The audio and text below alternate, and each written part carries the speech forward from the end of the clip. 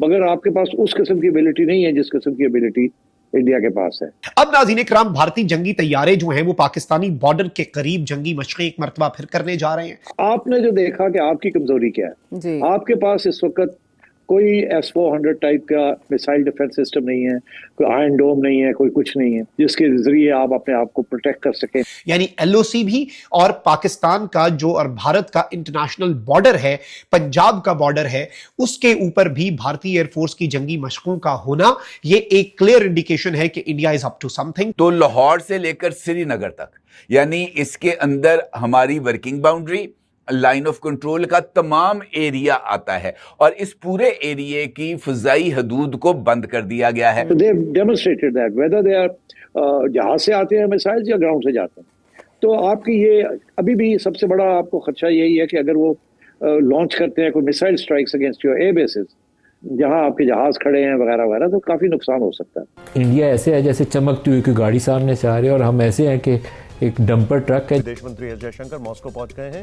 तो अब पंजाब की जो सरहद है, इंटरनेशनल बॉर्डर जो है, उसके पास ये अपनी जंगी मशक़ें करने जा रही हैं। कुछ दिन पहले इनकी नेवी जो है उसने फायरिंग ड्रिल्स का ऐलान किया। भारत की तरफ से एक नया मिसाइल तैयार किया जा रहा है जो कि बैनुल बर्रे आज़मी मिसाइल है।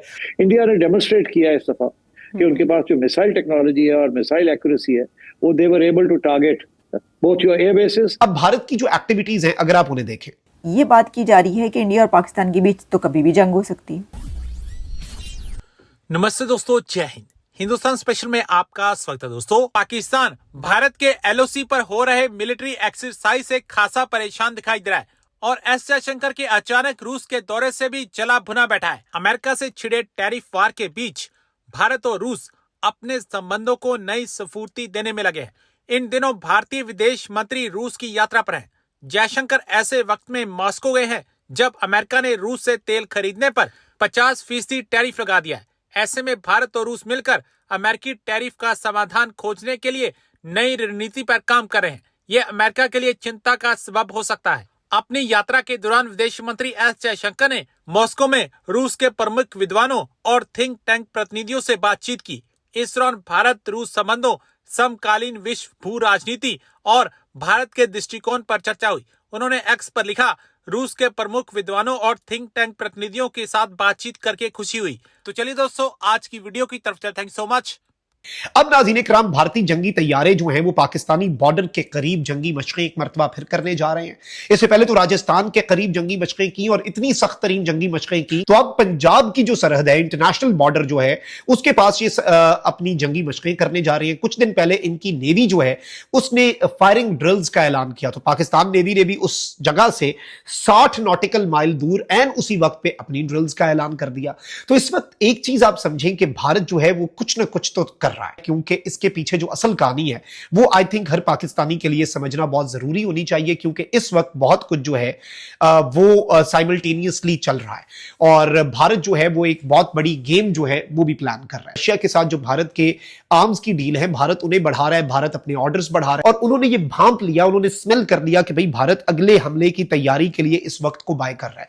अब भारत की जो एक्टिविटीज हैं अगर आप उन्हें देखें, देखिए भारत जो है उसने अपनी ड्रोन्स की एक्सरसाइजेस की हैं पाकिस्तान के बॉर्डर पर।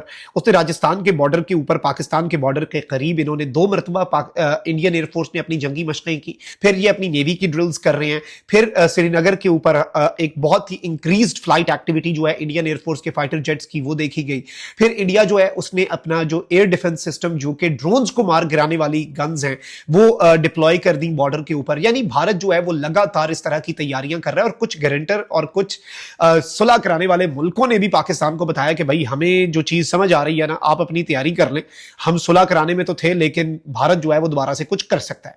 अब इंडियन एयरफोर्स जो है उसने नोटम इशू कर दिया है। नोटम आपको पता है कि समुद्र के लिए या फजा के लिए जारी किया जाता है, उसमें कोऑर्डिनेट्स दिए जाते हैं और ये नोटम जो है नाज़रीन इकराम, इसकी डेट है 19 से 21 अगस्त और 19 अगस्त जो इंडियन स्टैंडर्ड टाइम का मुताबिक सुबह 7 बजे से लेकर 21 अगस्त दिन 11 बजे तक ये टाइम दिया गया है और इसमें ये जो जो एक्सरसाइजेस करने जा रहे हैं ये जम्मू एंड कश्मीर यानी मकबूजा वादी और पंजाब, भारतीय पंजाब के अंदर और मकबूजा कश्मीर, ये बहुत इंपॉर्टेंट तरीन जगह हैं, दोनों को आप ज़हन में रखिएगा।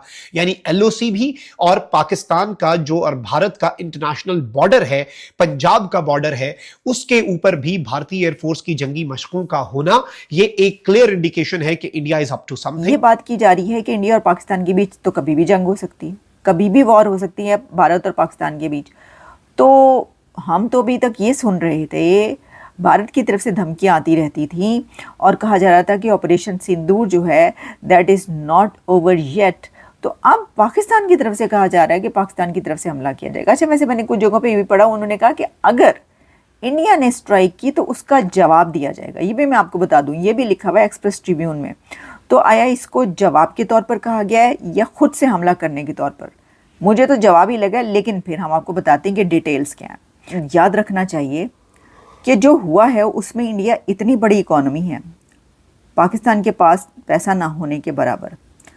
ऐसी सिचुएशन में आप एक 4 दिन के ट्रेलर पर रहे हैं, तो इसका मतलब ये नहीं है कि 4 दिन में अगर आपने सस्टेन किया या रेजिस्ट किया यही है तो जो इन द लॉन्ग रन कोई वॉर होगी उसके अंदर जो है आप वैसे ही अपनी जो है उसको दिखा पाएंगे।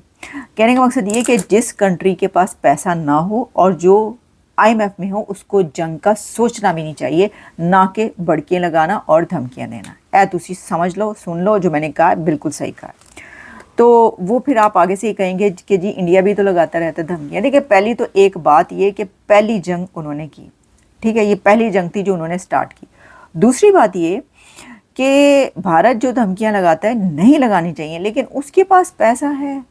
और फिर देखिए बात क्या है, वो ये कहता है कि तुमने अगर न्यूक्लियर चला दिया तो हमारे जो हैं वो 25 करोड़ मान लोगे, तो 1.5 अरब में से 25 करोड़ के बाद भी हमारे पास तो बहुत कुछ है, तुम्हारे पास 25 के बाद क्या बचेगा? तो ये जो है ना, जंग से हर एक को रुकना चाहिए और वापसी की तरफ पलटना चाहिए। उस पॉइंट पर जहाँ पर खड़े थे कम से कम वहीं तक पलट जाएं। दोनों कंट्रीज़ की बात कर रही हूँ मैं।